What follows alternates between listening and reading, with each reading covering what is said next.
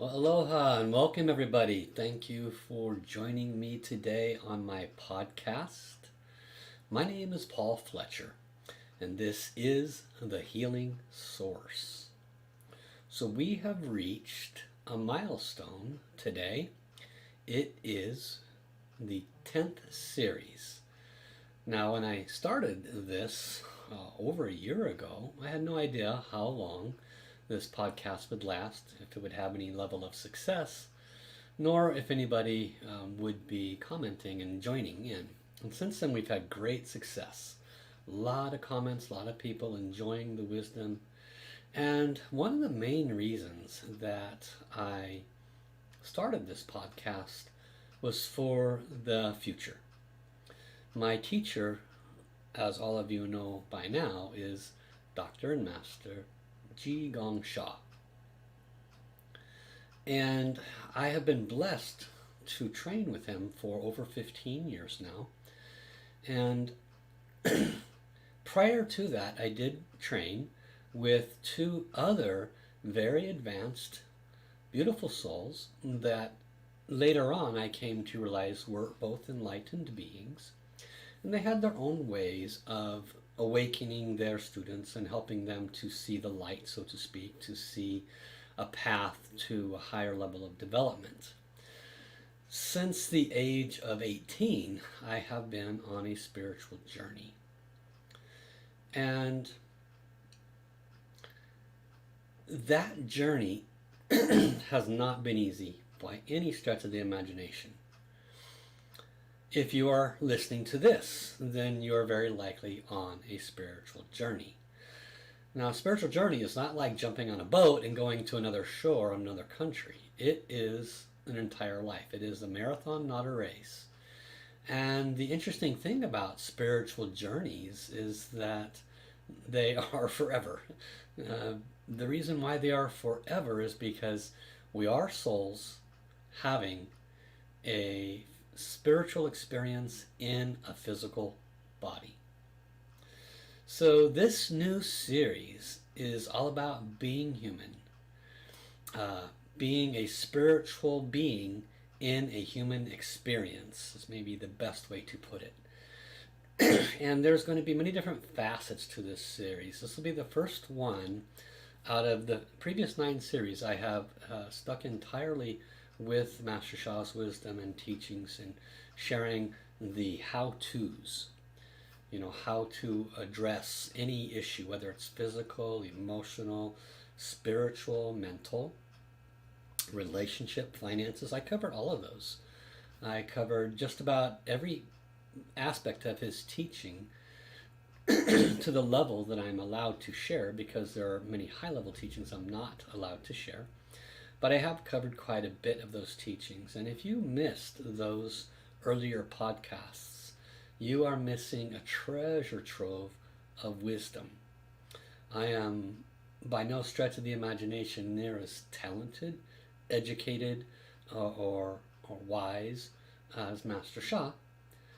I do, however, have a unique talent and ability to take those higher level wisdoms and bring them down to an earthly plane, if you will, and make them accessible and understandable. And so, as I said a moment ago, if you missed those previous 9 seasons, this whole last year of wisdom and teachings, then do yourself the largest favor you possibly can and go back and listen to those. They will help you immensely with resolving so many of your life problems and bringing so much more happiness into your life. In this series, I'm going to break away from those mainstream teachings, and I am going to share a lot more about the nature of being a spiritual being in a human body in this human world. Because there is nothing easy about this. There's nothing easy about being this third-dimensional cesspool of difficulty. We live in a relatively big place, this world, with 8 billion plus humans, countless other beings that are alive here, and by beings I mean animals, I mean fish and all things aquatic. That literally makes up 75% of the planet. I mean everything that lives under our ground, including all the bugs and the lizards and the reptilian. And then, of course, there's life that we're not even aware of. I'm aware of life outside of human beings, what would be referred to as alien life. But there are so much just on this physical world by itself that can be nothing short of overwhelming. And we spend the vast majority of our life trying to figure out what are we here for? What's the purpose of this life, right? The first 10, 20, very often 30 and 40 years, to be perfectly frank, we're just getting our butt kicked. It's just not a pleasant experience for a lot of us. It might have its ups and downs in that process. We can have some wonderful school years and maybe some not so wonderful school years. We can have a wonderful upbringing and then have horrible relationships after our upbringing. We can have a terrible upbringing with a terrible mom and dad, or we could have been an orphan, right? And then the rest of our life is very, very difficult. So, 8 billion souls here, human souls, and I can assure you there are 8 billion quite unique stories, none even remotely the same. So there's a lot going on that can positively or negatively impact our awakening. And ultimately, what I'll be sharing in this series is my observation, my perspective, my opinion, my understanding up to this point of being a human in a spiritual being in a human world. Now, when I wrote that title, being a spiritual being in a human world, I had it reversed at first, being a human being in a spiritual world. But I realized that wasn't accurate. What is more accurate is being a spiritual being in a human world. Because I would guess, about 95% of humanity is more lost than awake, more asleep than awake. About 5% are just fully awake. They realize they are spiritual beings. They realize that this human existence is purposeful to help the spiritual being become a fully awakened spiritual being. And then between that 95% and probably somewhere between 75 and 95%, there is a varying degree of awakening that has occurred there. And those people in that range, and again, all of this is my observation, my perspective, my opinion. In that range, my guess is that people are somewhere between 25 and 75% awake. What does that mean? A little bit awake. That means they know that what they're being told by the media or by their religion or by their teachers, or they're questioning it. They know something's not right? And they know there's something bigger than them. They just don't know what it is or how to get there.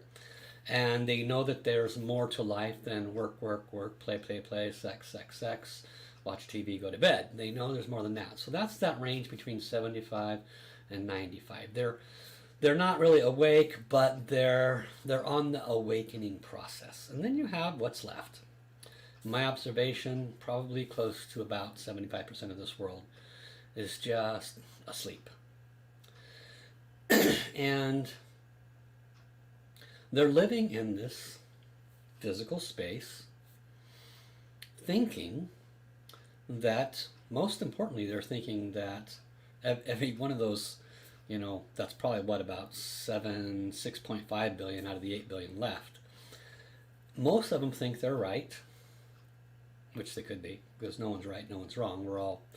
But the ones that are more asleep, not awakened yet, not awakened to realize there is a source, there is a creator, there is something far bigger than them, they tend to live in a world that is dominated by patterns of work and sleep and eating and whatever might fill the gaps in between working and sleeping and eating, which is typically not anything associated with aligning to their spiritual journey or aligning to their source creator.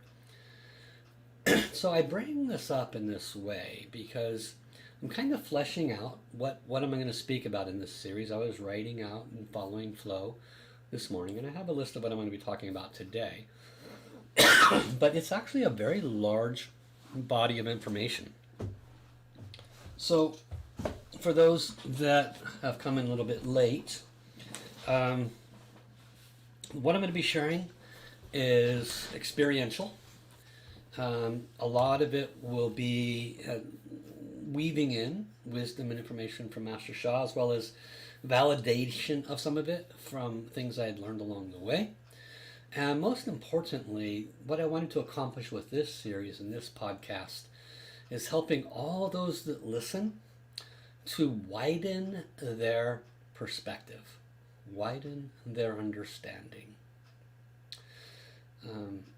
It's been my personal experience that if I felt and believed that there was only one path, only one way, only one teaching, only one piece of wisdom, only one of anything,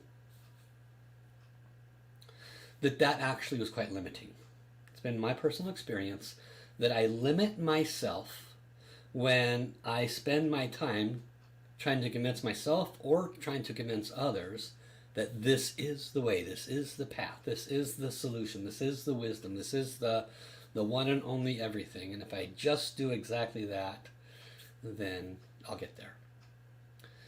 It has been my observation, it has been my personal experience, that the wider my comprehension and the wider my understanding, the more I allow into my field of understanding, free of judgment and free of criticism, the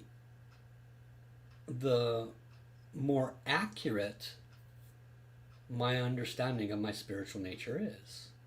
So it's curious because the high level wisdom that Master Sha has brought, and I truly believe this, is that we need to let go of knowledge and information. Have no attachment to knowledge and information. Do not add more on a daily basis. Right? Do not add more knowledge. Do not add more information. We want to remove as much of that as possible because, in fact, that is what's keeping us in a place of a lack of growth and a lack of alignment on our highest spiritual journey path. That's ancient wisdom that has been passed on for eons. And in the same breath, I wish to say that by becoming compassionate and conscientious of everyone's different belief systems and everyone's different way of thinking and everyone's different dogma and everyone's different perspective, and being much more flexible on avoiding self-righteousness, basically widening the consciousness instead of narrowing the consciousness. That's different than knowledge. Adding more knowledge is not adding consciousness, it's adding temporary information. For example, I can sit here and watch a news TV all day. That is adding knowledge, that is adding information, but that information and that knowledge may or may not be of value to my spiritual journey, and most likely it will cause my mind to become more busy. Thereby it will hamper my spiritual journey. Whereas becoming conscientious of life outside of Earth, as a simple example, life in Earth as a simple example, or life within my own vessel, like everything has a soul, like my cells have a soul. Those kinds of consciousness elevate the opportunity to be much, much more, in my observation, in my opinion, much more moving towards the consciousness of a fully enlightened being. Now, to be perfectly frank, I have no idea the consciousness of a fully enlightened being. The only person I've been close to that has that high level of consciousness is Master Sha. And in my observation of having trained with 3 enlightened masters now, and just keeping my mind quite open to all possibilities as much as I'm able to, it has been my observation that a fully enlightened being is one that lives in this physical world free of all things emotional, free of all mind traps, mind blockages, perceptions, beliefs, dogma, free of musts and haves to and onlys. They tend to be, in my observation, people that are fully enlightened tend to be very wide open with all possibilities existing. And so when you are a spiritual person, when you are awakened, when you are at that 75% or more, you're in that last 25 percentile, or possibly in that last 5 percentile that is truly fully awake, and you know you are a spiritual being, you know you are stuck in this physical world, you're not unhappy about it, you simply want to maximize your spiritual growth while you're in this physical world. That's a person who is much more awake, a person who they don't see this physical life as a negative, they don't degrade it or put it down or have angst about it. They're simply recognize that it's giving them an opportunity to have a spiritual life through physical experiences.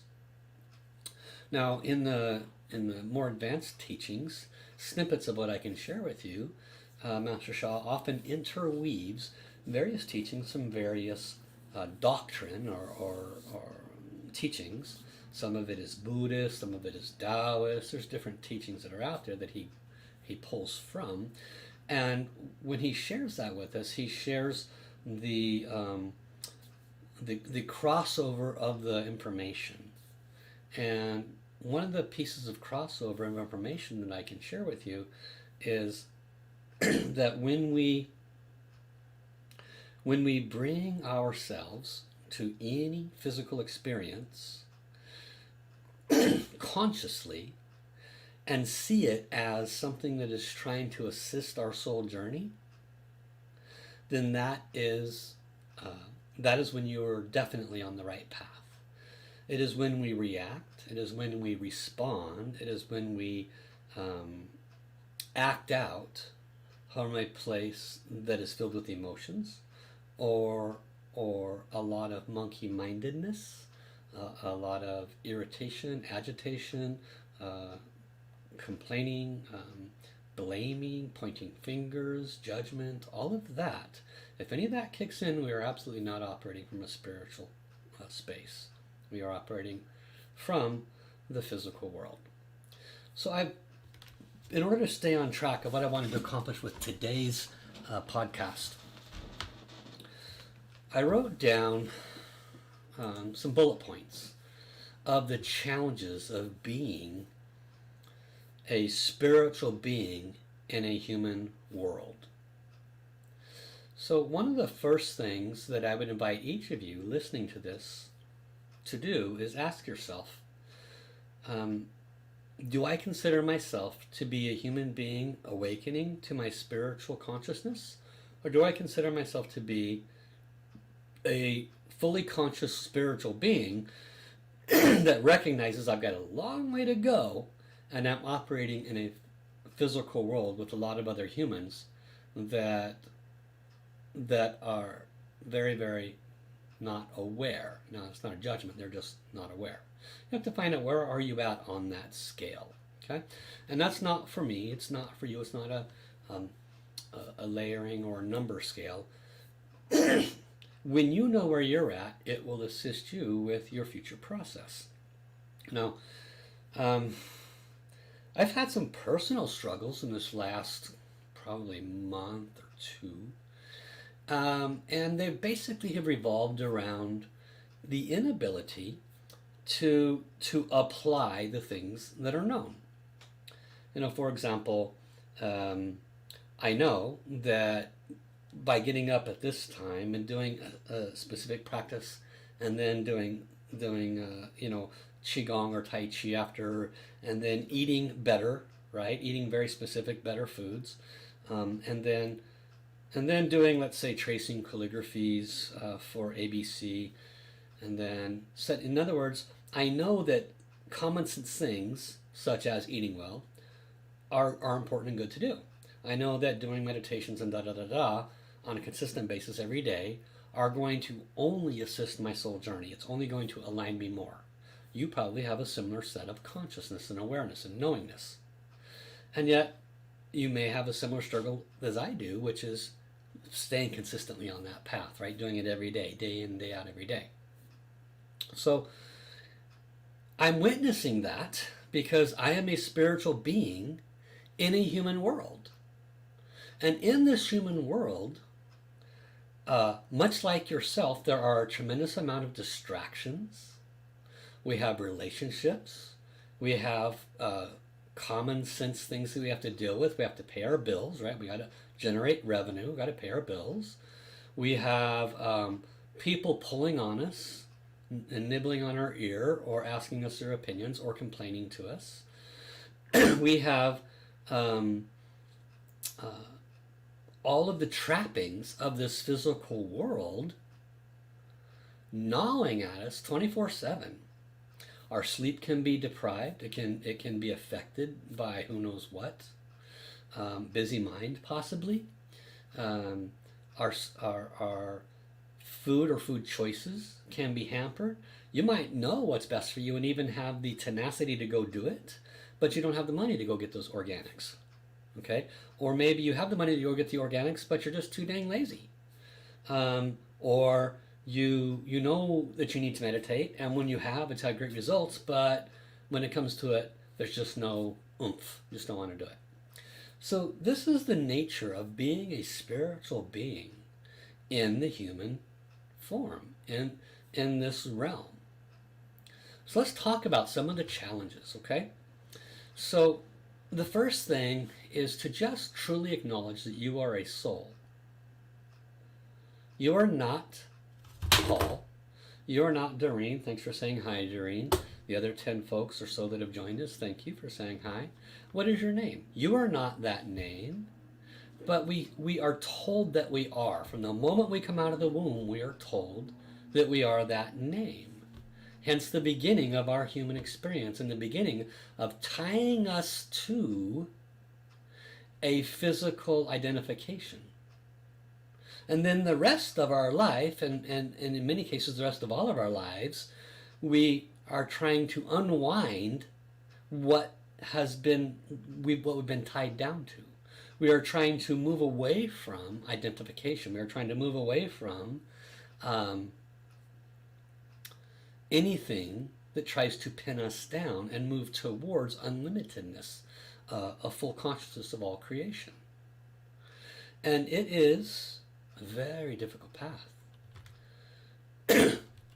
When you realize you are a soul having a physical experience, when you move away purposely, consciously, daily, on a moment-to-moment basis, what is the purpose of this experience for my soul journey? What is the purpose of that person yelling at me? How is this going to help my soul journey?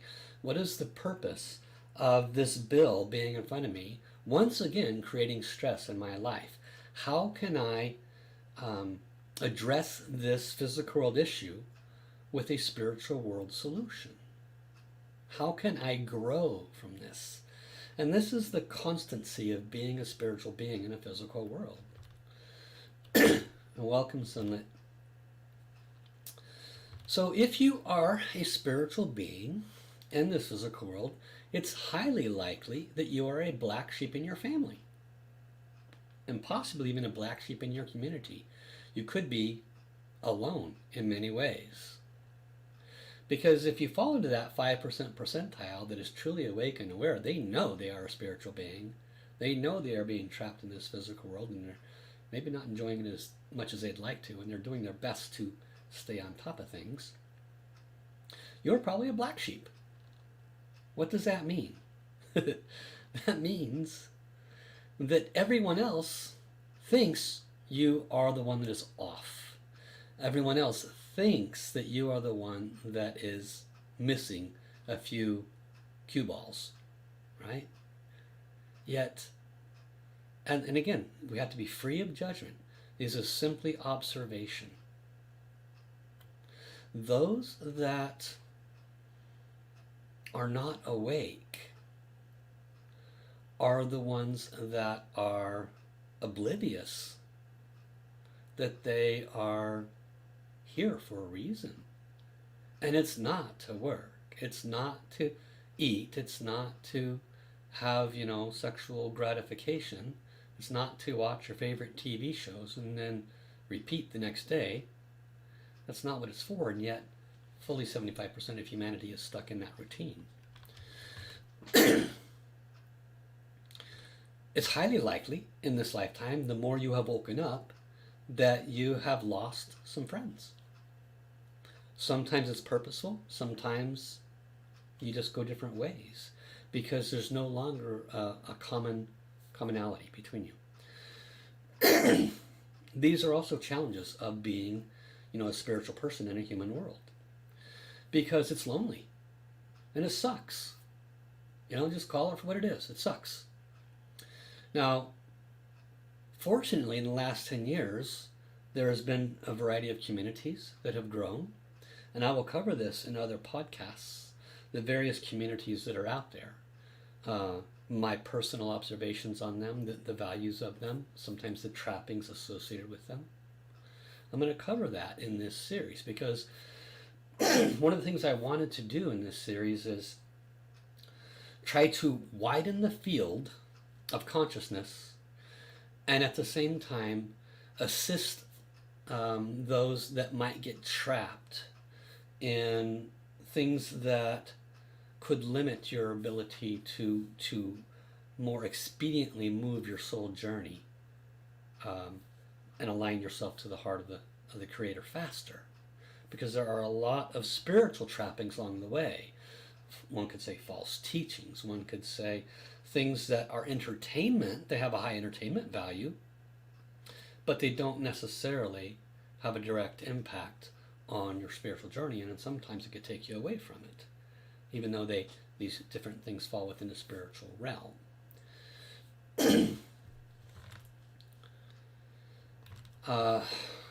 As a spiritual teacher, I have had the opportunity to counsel quite a few people, and it's not uncommon that they lose connection with their family members. They are ostracized.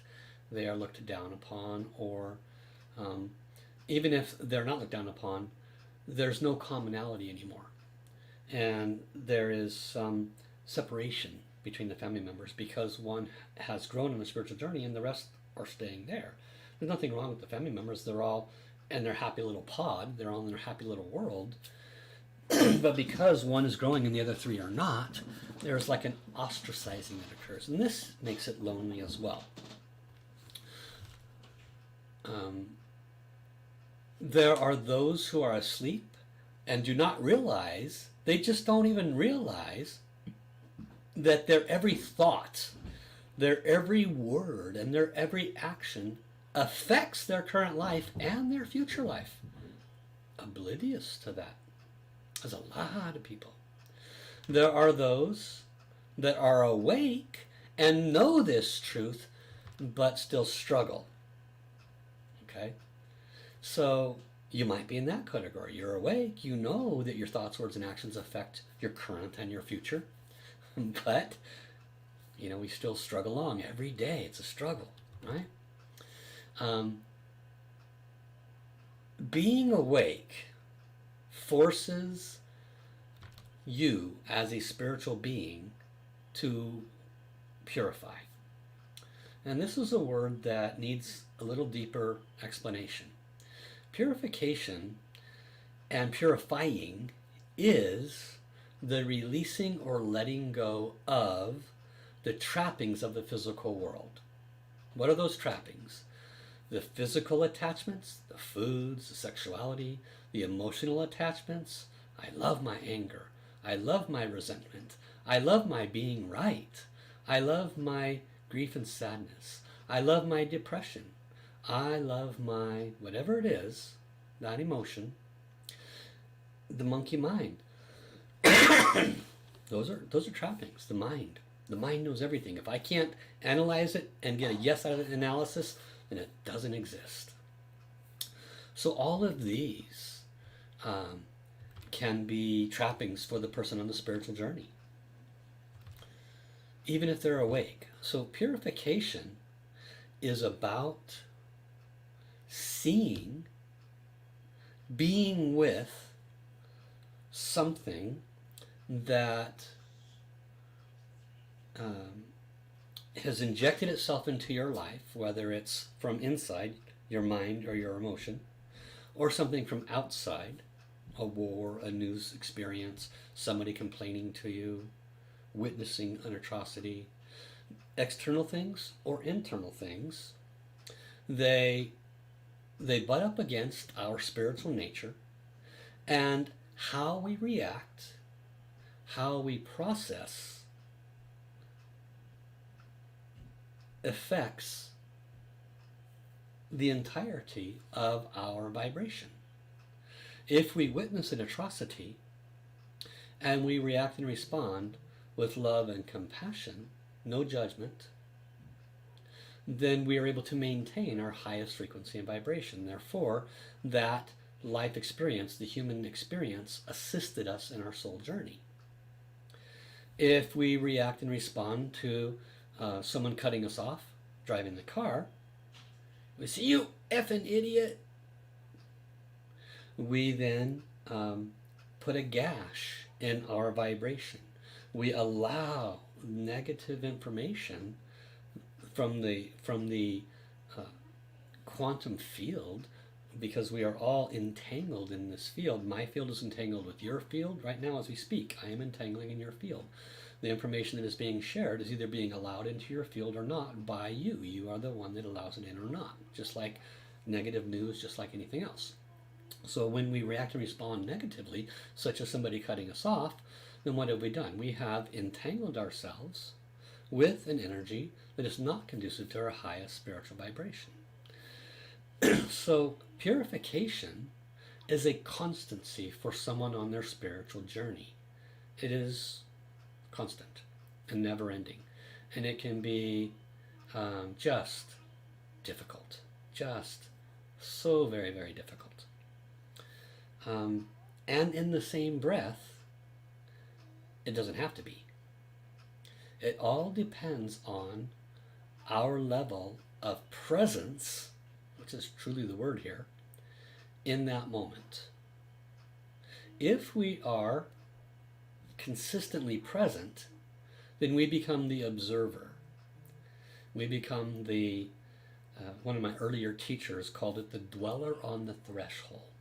The dweller on the threshold, which I thought was just really cool, the verbiage. But basically we are the observer versus the reactor, versus the one caught up in the emotion, the mental, whatever it might be. So purification is the constancy of choosing to be the observer and to react and respond in such a way where we create the least resistance and the greatest benefit to our soul journey, or to have been taken over, which is what it feels like many times, by our emotions, by our mind, and in that particular moment we harm our soul journey a little bit. Okay? I have a 3.5-year-old that tends to have tantrums, and there is no logic to the tantrums. There is no amount of placating or words that can assist that tantrum. It is just there. And I'm probably doing about 60-40. 60% of the time I'm observing, I'm present, I'm processing through it and giving love and resolving. And about 40% of the time I get caught up in the energy and I react or respond in a manner that is not beneficial to my soul journey, and clearly not to my daughter's soul journey. This is the nature of being a spiritual being in a human world. It is a constancy of presence. So we want to be aware. There is internal purification, there is external purification. And the internal purification is our own stuff. It's what we've accepted as truth, the way our mind operates, our emotional tolerances and intolerances. Just handling those alone are a lot. So if you put yourself out in the cave or in the woods and walked away from humanity, you would all of a sudden be miraculously able to manage your mind and your emotions because there's no external inputs. Herein is also a massive, massive issue, because as a spiritual being in the human world, we very often fail to be responsible for the external inputs. You and I, we actually have a lot of control of our external inputs. We can choose to turn off or not pick up the cell phone. We can choose to turn off the television or the other forms of media. Rest assured, and I will cover this in future podcasts, rest assured, there is dark and there is light. And the darkness is using all forms of your five senses to keep you in a space of separation from source, because darkness survives on you being separate from the light. And it can accomplish that by creating in your environment through external sources anything that creates separation, segregation, anger, resentment, pointing of fingers, anything whatsoever that causes your emotions to get wired or your mind to get involved, then that negativity has succeeded. So far worse than our own internal dialogue is the external stuff, because it tries to commandeer our five senses. The person that is spiritually conscious and spiritually aware and awake sees that for exactly what it is. And they purposely and consciously try to minimize the amount of external input into their field and vibration. The five sense input. And when they know they're going to have an input from, let's say, another human,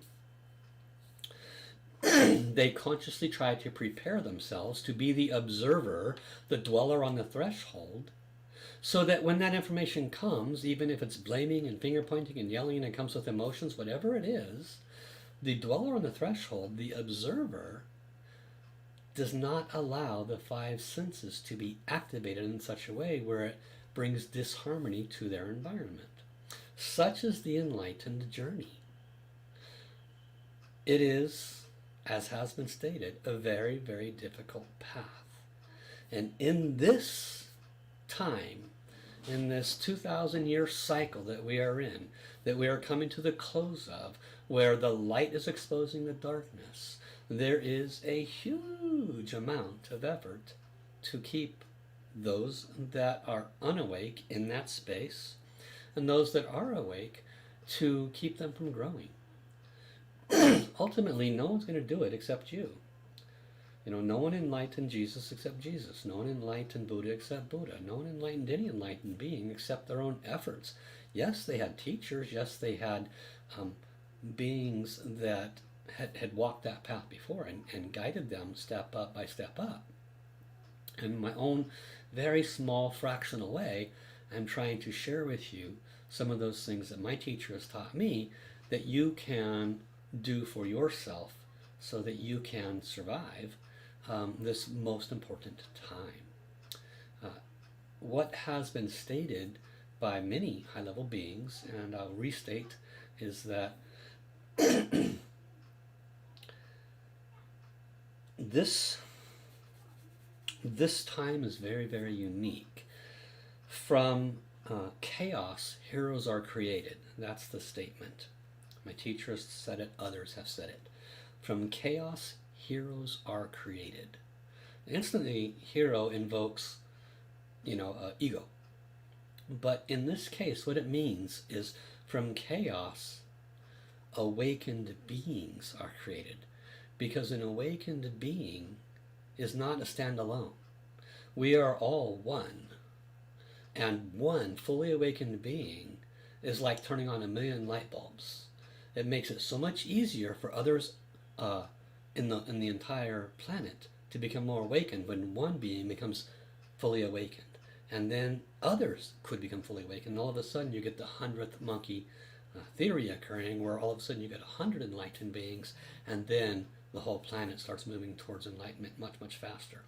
We, as a race, now are in that kind of a threshold where we have the most chaos because the most light is shining on our planet, which is exposing the darkness, causing the darkness to be far more chaotic in our environment, in our fields, in our five senses.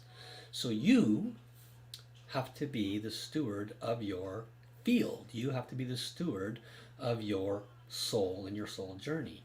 You have to be the one that says no to that negative TV show or that violence. No to that person that always sucks on your energy and complains about their life, the same life you've heard over and over and over and over and over. And they just keep repeating. But you keep allowing that into your field, don't you? So you have to be the one that is the monitor of all external inputs and the monitor of your own mind and consciousness. So we all handle these kinds of conditions differently. Common solutions to mitigate the suffering that this purification brings, this awakening, this vacillation between anger and resentment and love and compassion and being on my spiritual journey and doing meditation and not doing meditation. We all have our solutions, and they range from meditation, physical exercise. A lot of us, when we have stress, they go do physical exercise. Reading, taking illicit drugs. These help cover up some of the stresses. Sex, addictions, eating, right? A lot of us cover things up with eating.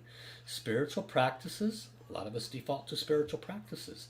Talking to friends, talking to a psychologist, taking pharmaceutical drugs that the psychologist or psychiatrist gives us to help tamp down the depression or tamp down the anxiety from the stress. Why is there stress? Go back and listen to the previous 30 minutes, okay? The spiritual journey is about choosing to react and respond in a way that is supportive of your most calm heart. And you are the one responsible for that, nobody else. And of course, talking to the source, talking to the source. A lot of us do. All over the world, there are many different belief systems, all of us talking to the source. And yet we still eat, sleep, get up, work. Eat, sleep, get up, work. Talk to the source. Eat, sleep, get up, work. Talk to the source. And in that pattern, there is still not that much spiritual growth because there's not choices to become more aligned to that oneness. So this particular podcast is not designed to offer solutions. If you want the solutions, go to the previous 9 series. I've been talking for over a year now, teaching all of Master Sha's wisdom one by one by one, physical, how to resolve physical with the wisdom of the Tao. Emotional, mental, spiritual, financial, relationship. I covered all that in the previous 9 series in great detail. This series is real-world application, real-world observation, real-world solutions. I'm going to, in the next 5 or 6 podcasts, I'm going to go down the rabbit hole. I'm going to open up some thoughts and perspectives. I'll probably alienate some people. I'll probably cause people to go, ooh, I never thought about that. So I will be covering some things, and the purpose of those is to cause a wider comprehension. That's all. It's not an intention to have you believe anything that I believe or to buy into anything that I've witnessed, because I'll just be sharing things that I witness. As I stated in the beginning, some of you might have missed. It's my intention in this series to really expand our awakening, expand our consciousness. Okay? So I encourage you to return to my other podcasts. They'll be different than the previous year, where I cover very specific wisdom and techniques from Master Sha. It's going to be a little more personal experience, personal observation, and personal application of all the spiritual wisdom I've ever had, so that you might get some value out of that with your soul journey. Okay? So thank you for coming today. I look forward to seeing you next week. And until then, have an awesome day, everybody. Bye-bye.